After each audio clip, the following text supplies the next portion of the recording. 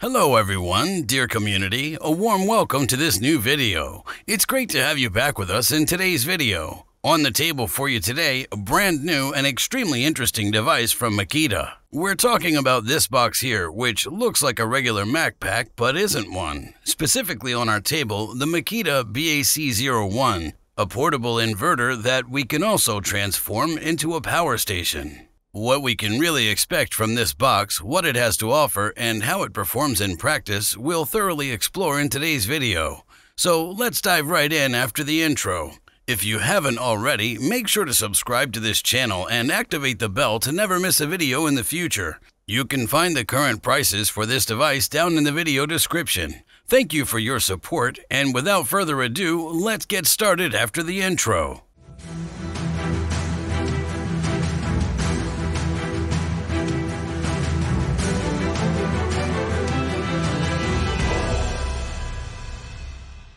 The Makita BAC01, the first mobile inverter by Makita, which we can also transform into a power station.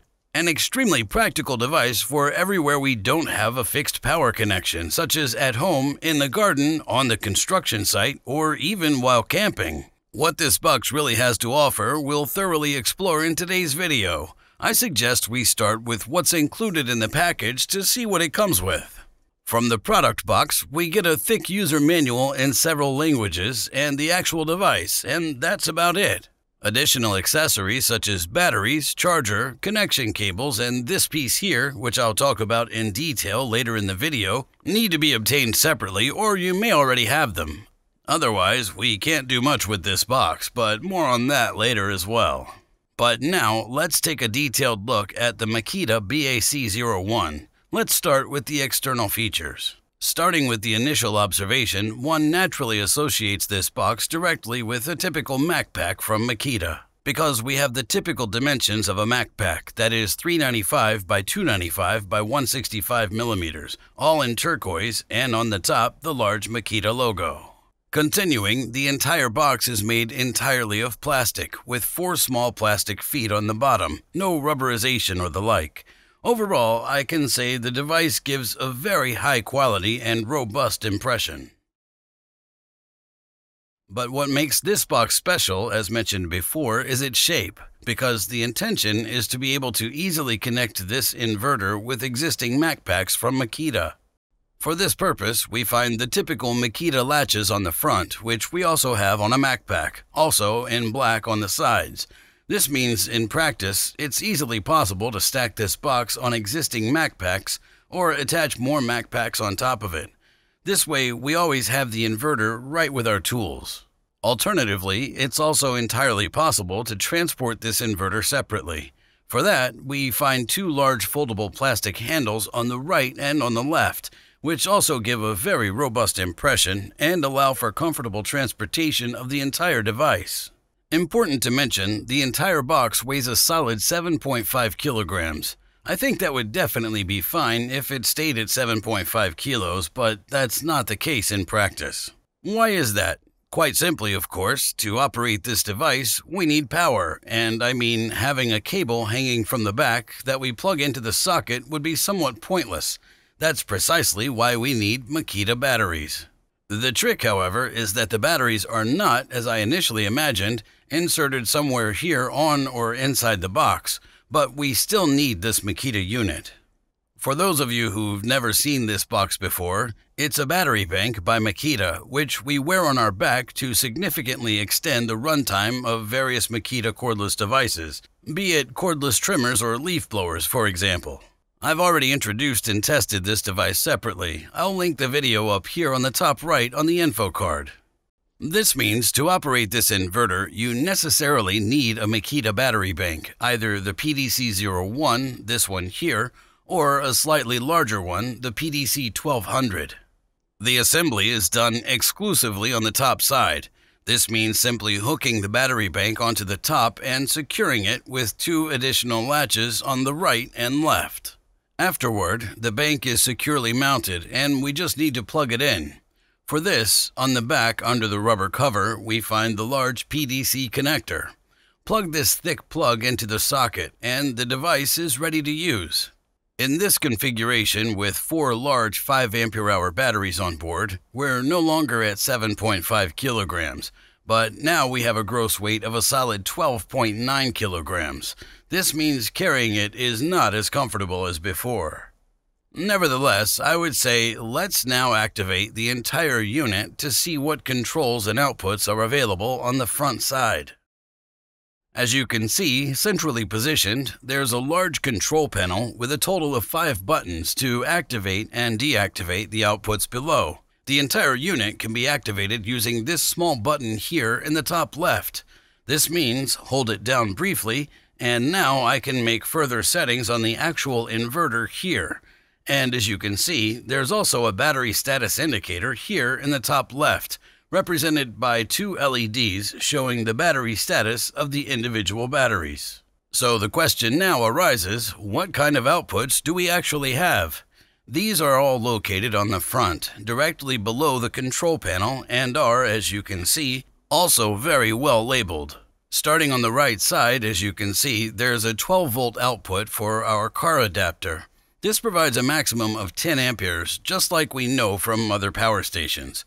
Right next to it, 2 AC outlets, and on the left side, there are a total of 4 USB ports, 2 USB-A with 5 volts, 2.4 amperes, and right below, 2 USB Type-C ports that support power delivery up to 30 watts. In terms of connections, the inverter unit is undoubtedly well equipped, covering a large portion of practical applications. The only thing that surprised me a bit here is that the power delivery USB Type-C port supports only up to 30 watts, while it would have been practical to support up to 100 watts, which we also see in other devices.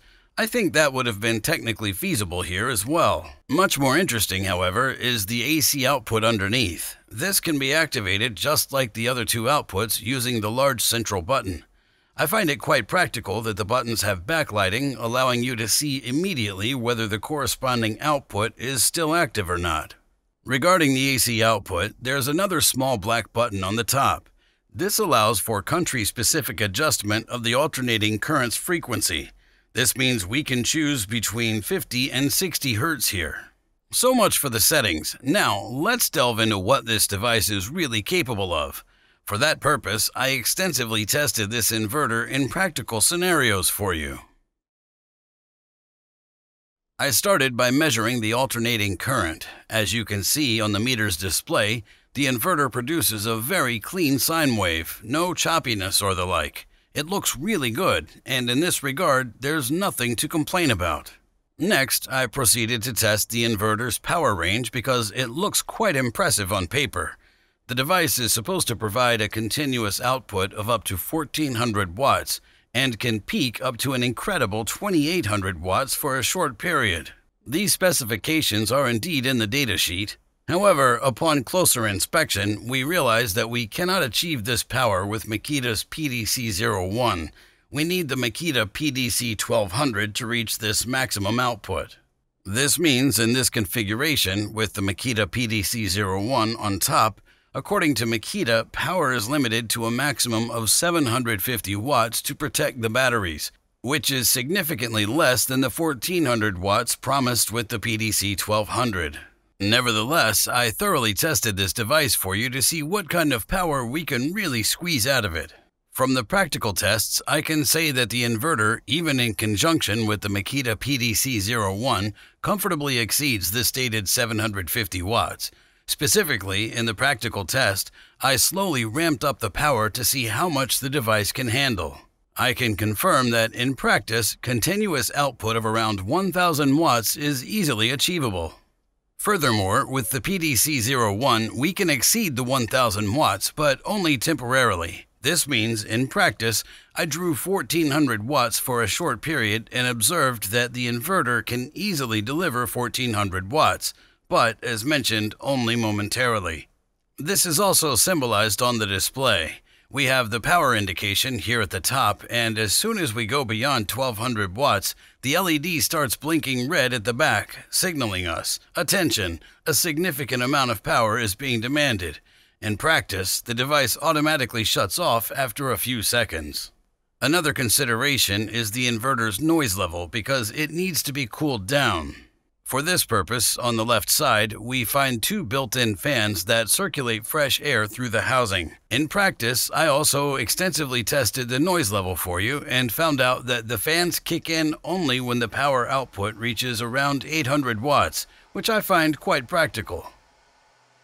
In this scenario, the noise level reaches about 64 decibels at a meter's distance, meaning the inverter is not as quiet as one might expect from a typical power station.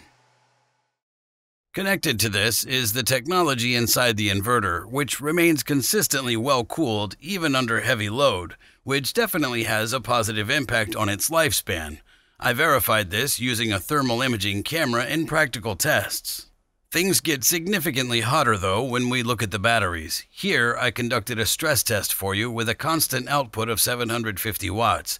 I demanded this power for a total of 5 minutes and then performed a temperature measurement. I must say, after these 5 minutes, the batteries in the Makita BAC01 had impressive temperatures of around 50 degrees Celsius, which I find somewhat borderline. Additionally, purely out of curiosity, I also conducted a capacity test for you. For this, I used the 4 large 5 ampere-hour batteries, which I had fully charged before the test. Each battery has a specified capacity of 90 watt-hours, which means, in total, we should be able to reach around 360 watt-hours. I tested the capacity through the 12-volt DC output at the lower right corner of the power station, and the results showed a capacity of around 270 watt-hours before the device automatically deactivated. This means the quite substantial difference in capacity likely stems from the age of the batteries and internal losses within the inverter. Yes, and with that, I would say let's move on to the final conclusion. In general, I can say that the Makita inverter, the BAC01, has definitely performed quite well in practice. The only thing holding this device back is the unit on top. This means for those who really want to achieve the maximum output of 1400 watts or 2800 watts peak, they need to opt for the Makita PDC-1200. Personally, I would say for those who claim, well, a power range of up to 1000 watts is sufficient for me, then the Makita BAC01 is also enough. Regarding the implementation, whether it's really a clever idea to attach this additional box on top is a matter of debate. Personally, I would have preferred if the batteries could be placed directly into existing battery slots in the inverter module. What's your opinion on this? Feel free to write it down in the comments below. Furthermore, in my opinion, one also needs to consider whether it might be more sensible to invest in a power station directly. I mean, you can see we have approximately the same form factor. The power station might even be a bit cheaper, and we have a significantly higher battery capacity compared to this small battery inside here. By the way, for those who haven't watched the video about this powerful power station yet, they should definitely check it out. I'll link it in the top right corner on the info card. So that's it for the Makita battery inverter BAC01. At this point, I'm really curious about your thoughts on this whole idea, this entire unit. Feel free to share your opinion down in the comments. I'm looking forward to your feedback. And with that, it's a wrap for this video. If you enjoyed it, I'd appreciate a thumbs up to support this channel. And if you haven't done so yet, quickly subscribe to this channel for free and activate the bell to not miss any future videos. You can find the current prices as usual in the video description below. Thank you for your contribution, and goodbye until next time.